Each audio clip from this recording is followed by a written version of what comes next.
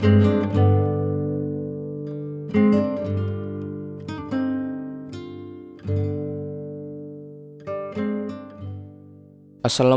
warahmatullahi wabarakatuh. Halo sahabat, kembali lagi di Senja Islami. Pada kesempatan kali ini saya akan mengisahkan sebuah kisah tentang orang yang menjual agama demi duniawi. Dari Asma binti Umais al-Khastamiyah radhiyallahu anha berkata, aku mendengar Nabi Muhammad SAW bersabda, seburuk-buruk hamba adalah hamba yang semena-mena. Ia bersifat diktator, ia melampaui batas, kemudian ia sombong dan lupa pada zat yang maha besar, yaitu Allah Subhanahu wa Ta'ala. Seburuk-buruk hamba adalah hamba yang semena-mena, melampaui batas, dan melupakan Allah Subhanahu wa Ta'ala. Seburuk-buruk hamba adalah hamba yang lalai dan lupa pada kuburan dan ujiannya nantinya. Seburuk-buruk hamba adalah hamba yang melampaui batas, berlebih-lebihan, dan lupa pada permulaan dan akhir. Seburuk-buruk hamba adalah hamba yang memilih dunia dengan agama. Seburuk-buruk hamba adalah hamba yang merekayasa dunia dengan syahwat-syahwat. Seburuk-buruk hamba adalah hamba yang mana sifat tamak, sifat serakah menuntun daripada hidupnya. Seburuk-buruk hamba adalah hamba yang mana hawa nafsunya menyesatkannya. Dan seburuk-buruk hamba adalah hamba yang mana hasrat terhadap dunia menjadikannya hina daripada kebenaran. Teruskanlah khabar sampai sempurna. Maka matan daripada isi hadis yang lebih masyhur adalah sebagaimana berikut ini. Seburuk-buruk hamba adalah hamba yang sombong, ia berbangga diri dan lupa kepada Allah Subhanahu wa Ta'ala.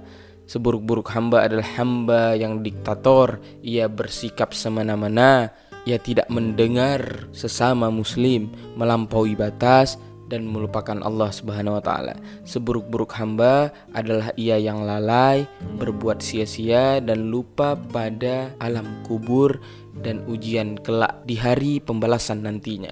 Seburuk-buruk hamba adalah hamba yang melampaui batas dan lupa akan permulaan dan akhir.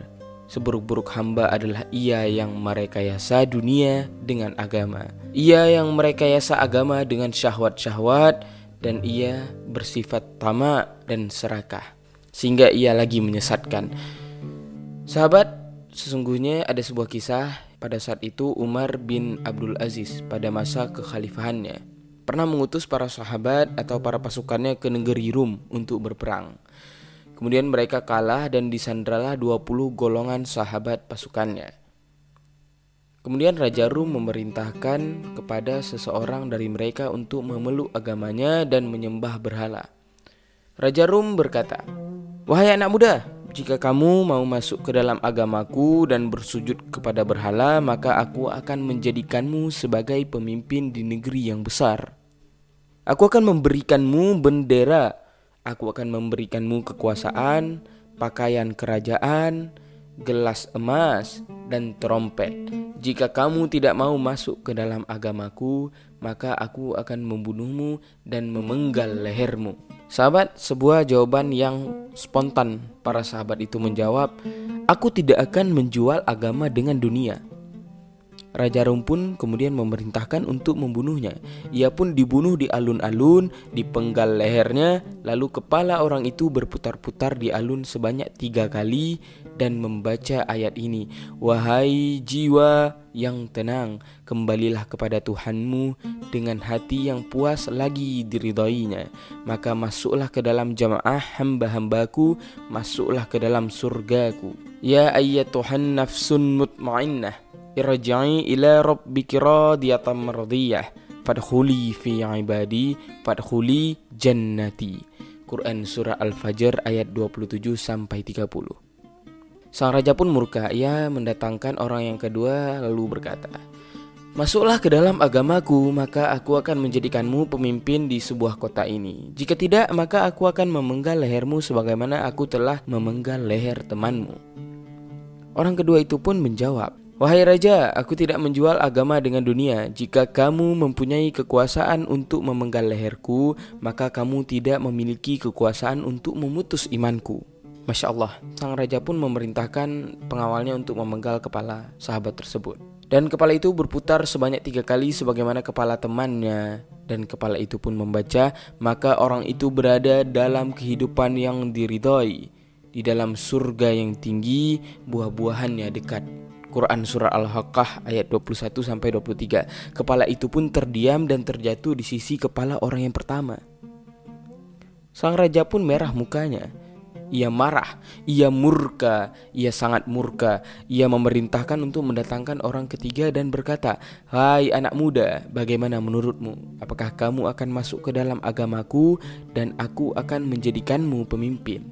Namun orang ketiga itu mendapati celaka dan ia mengatakan, "Aku masuk ke dalam agamamu dan memilih dunia melebihi akhirat." Astaghfirullahalazim. Sang raja pun berkata kepada penasehatnya, "Catatlah baginya sesuatu yang serupa itu dan berilah ia pakaian kerajaan, berilah ia gelas emas, berilah ia bendera."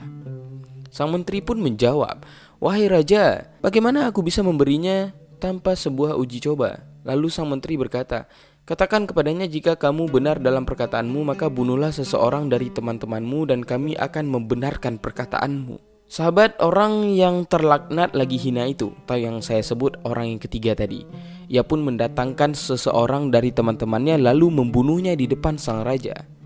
Sang raja pun memerintahkan menterinya untuk menulis hadiah serupa.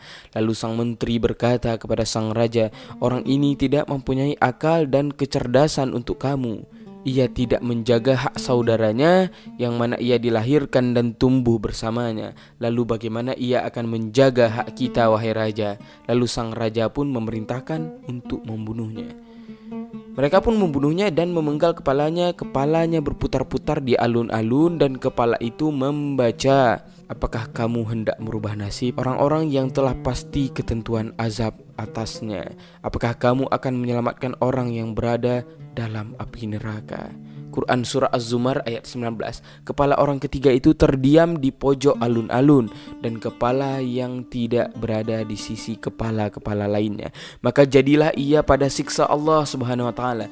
Ia masuk ke dalam nerakanya Allah dan kami memohon atas perlindungan kepada Allah Subhanahu wa taala. Allahu a'lam bishawab. Semoga daripada kisah yang telah saya sampaikan, baik saya sendiri maupun sahabat semua dapat mengambil hikmahnya. Maka janganlah sekali-kali kita tergoda akan sebuah nikmat duniawi sehingga kita meninggalkan keimanan kita, sehingga kita meninggalkan agama kita hanya karena perkara duniawi. Demikianlah kisah yang dapat saya sampaikan. Lebih dan kurang saya mohon maaf. Wabillahi taufiq wal hidayah. Assalamualaikum warahmatullahi wabarakatuh.